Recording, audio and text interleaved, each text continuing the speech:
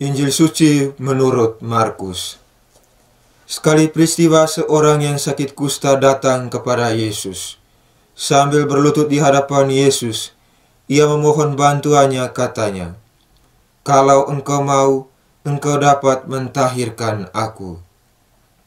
Maka tergeraklah hati Yesus oleh belas kasihan. Lalu ia mengulurkan tangannya, menjamah orang itu, dan berkata kepadanya, "Aku mau, jadilah engkau tahir." Seketika itu juga lenyaplah penyakit kusta orang itu, dan ia menjadi tahir.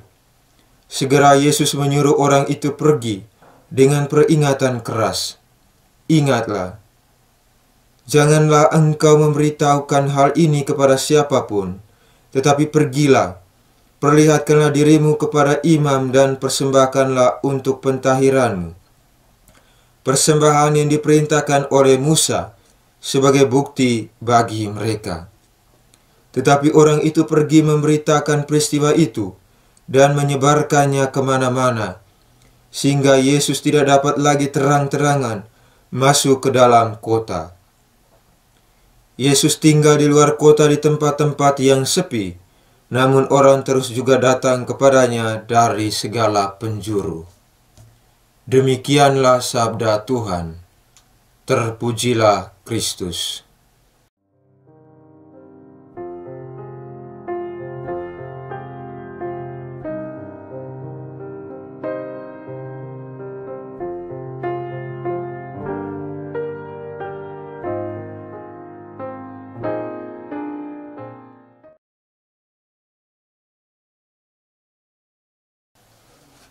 Saudara-saudariku yang terkasih dalam Tuhan kita Yesus Kristus, dalam bacaan Injil pada hari Minggu biasa yang ke-6 ini, kita diingatkan oleh kisah tentang penyembuhan terhadap seorang yang sakit kusta. Perikop Injil ini mempertegas bagaimana kuasa Yesus atas segala ciptaan. Menarik bahwa dalam bacaan Injil suci pada hari ini, Yesus menyembuhkan hanya melalui kata-katanya saja. Ia berkata, "Aku mau, jadilah engkau tahir." Beberapa kesempatan Yesus memberikan penyembuhan, mujizat penyembuhan dengan cara ada yang boleh dikatakan sebagai ritual, ada tindakan yang menyertainya. Tetapi menarik bahwa dalam bacaan Injil pada hari ini, hal itu hanya terjadi melalui kata-katanya, melalui sabdanya. Maka menjadi semakin jelas bahwa sejak awal karyanya, Yesus berkarya dengan penuh kuasa. Ia memiliki otoritas. Ia berbeda dengan para imam, kaum Farisi, dan orang-orang Saduki. Namun kita bisa merenungkan dari sisi seorang yang sakit kusta yang mengalami penyembuhan. Kita bercermin dari orang yang sakit kusta, di mana di awal kisah kita bisa menduga bahwa orang ini bisa saja mempunyai iman dan kepercayaan yang penuh pada Yesus. Kita mengira bahwa dia adalah orang yang saleh, sehingga nada permohonannya pun nada yang tidak memaksa. Yesus pun juga mengabulkan permohonan orang kusta itu hanya dengan kata-kata. Kisah ini juga mengingatkan kita akan kisah di mana Yesus menyembuhkan hamba seorang perwira yang memohon penyembuhan kepadanya. Ia memohon dengan iman yang teguh, maka terjadilah yang menjadi permohonannya. Demikian juga dengan orang kusta hari ini, permohonannya dikabulkan. Dia menjadi tahir, dikembalikan martabatnya yang telah rusak. Dia digabungkan kembali dengan himpunan orang banyak. Sebagaimana kita ketahui bahwa dalam tradisi Yahudi, seringkali orang yang mengalami sakit kusta dikucilkan, mereka tidak diterima dalam sebuah kelompok masyarakat. Dan hal itu hanya akan terjadi pemulihan setelah mereka menunjukkan dirinya kepada para imam. Saudara-saudariku yang terkasih dalam Tuhan kita Yesus Kristus, Yesus meminta supaya orang yang sudah sembuh itu melakukan apa yang menjadi kewajibannya sesuai dengan tradisi orang Yahudi, yakni pergi kepada para imam, menunjukkan dirinya. Dan dengan demikian, ia boleh dinyatakan sembuh atau sudah menjadi tahir. Tetapi apa yang terjadi? Apakah orang itu menuruti perintah Yesus? Markus mencatat dengan jelas bahwa orang yang sudah tahir itu sama sekali tidak menuruti apa yang diperintahkan oleh Yesus. Ia justru bertindak sekehendaknya, padahal dia sudah sembuh dan permohonannya dikabulkan oleh Yesus. Sekilas nampak sangat baik dan sangat mulia apa yang dilakukan oleh si penderita kusta yang telah sembuh ini, karena ia memberitakan apa yang telah terjadi pada dirinya, seperti yang telah dilakukan oleh Yesus, yakni mujizat penyembuhan. Tetapi di sisi lain, perintah Yesus ia abaikan, ia tidak laksanakan. Dari situlah kita belajar bagaimana cara hidup beriman. Seringkali saudara-saudariku, pada saat-saat kita mengalami penderitaan, di saat-saat kita sakit, atau juga dalam pergulatan hidup kita, kita berlari kepada Tuhan. Kita memohon-mohon dan berseru kepada Tuhan, supaya kita dikuatkan, supaya kita sembuh, supaya kita ditolong oleh Tuhan. Tetapi ketika kita telah mengalami perubahan dalam diri, ketika permohonan kita telah dikabulkan, seringkali kita mengabaikan perintah Tuhan. Kita tidak melakukan sesuai dengan kehendaknya. Dengan demikian, beriman bagi kita orang Kristiani tidak hanya mewartakan apa yang baik tentang Tuhan, tetapi juga melakukan apa yang menjadi perintahnya, melakukan apa yang difirmankannya, sehingga sabda Allah sungguh berbuah dalam hidup kita.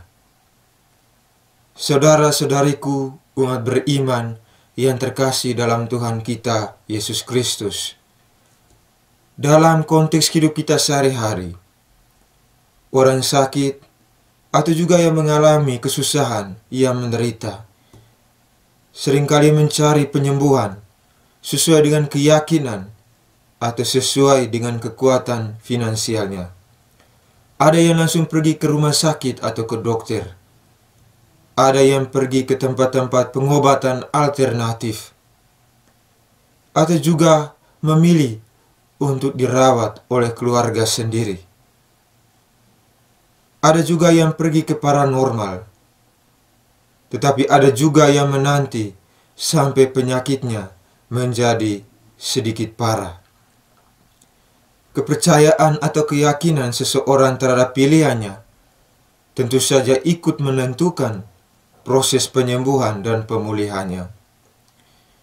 Ungkapan seorang sakit kusta kepada Yesus, "Kalau engkau mau, engkau dapat mentahirkan aku," mengandung keyakinan bahwa Yesus memang mampu menyembuhkan penyakitnya. Cukup dibutuhkan kemauan dan keyakinan. Ketika Yesus mendengar permohonan itu, hatinya penuh belas kasih kepada si kusta, dan sembuhlah ia seketika. Orang itu menyampaikan permohonannya sambil berlutut di hadapan Yesus.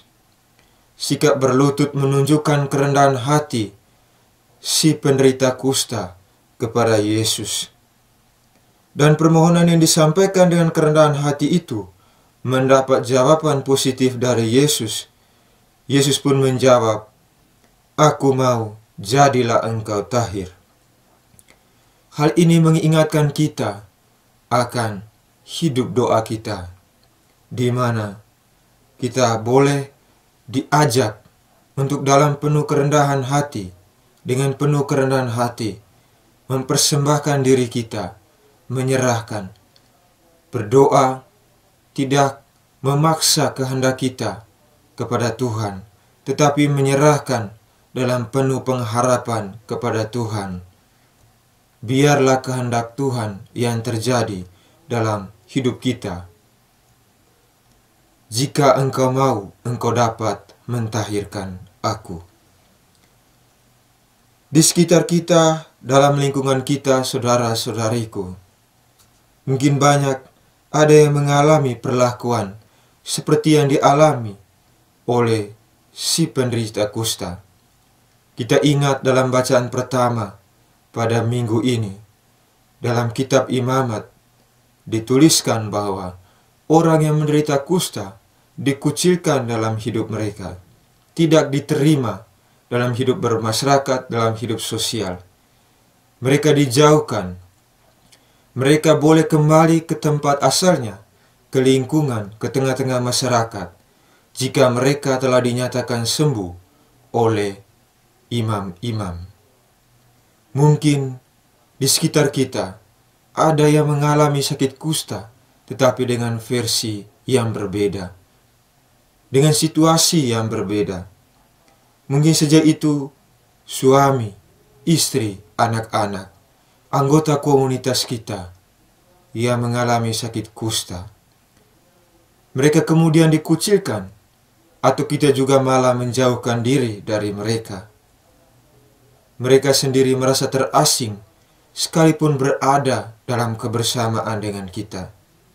Maka panggilan kita, seperti dalam bacaan Injil pada hari ini, yang dilakukan oleh Yesus. Kita hadir dan ada bersama dengan mereka. Mungkin mereka juga berseru, seperti yang dilakukan oleh si penderita kusta dalam bacaan Injil pada hari ini.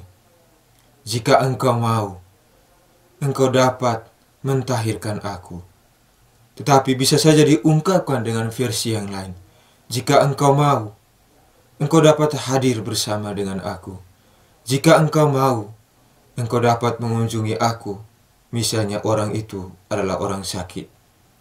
Jika engkau mau, engkau dapat menyapa aku. Mungkin orang itu orang yang sudah dikucilkan atau tidak memiliki cinta kasih, seringkali diremehkan dalam hidup mereka, kurang mendapat perhatian dalam hidup keluarga, dalam hidup bersama, dalam hidup komunitas. Jika engkau mau, engkau dapat melawati aku. Jika engkau mau, bagikanlah sedikit rezekimu kepadaku. Jika engkau mau, duduklah bersama dengan aku untuk mendengarkan ceritaku, mendengarkan keluh kesah hidupku. Karena ada banyak orang, ada banyak saudara-saudari kita yang mungkin membutuhkan sesama untuk mendengarkan keluh kesah perjalanan hidup mereka. Maka spiritualitas hadir bersama, berjalan bersama, sinodalitas boleh menjadi pelajaran yang berharga dari bacaan Injil pada hari ini. Semoga kita belajar tentang cara hidup beriman yang baik, yang tidak melupakan Tuhan setelah disembuhkan, tidak hanya mewartakan atau menyampaikan dengan kata-kata tentang apa yang dilakukan oleh Tuhan, tapi juga melakukan apa yang diperintahkan olehnya.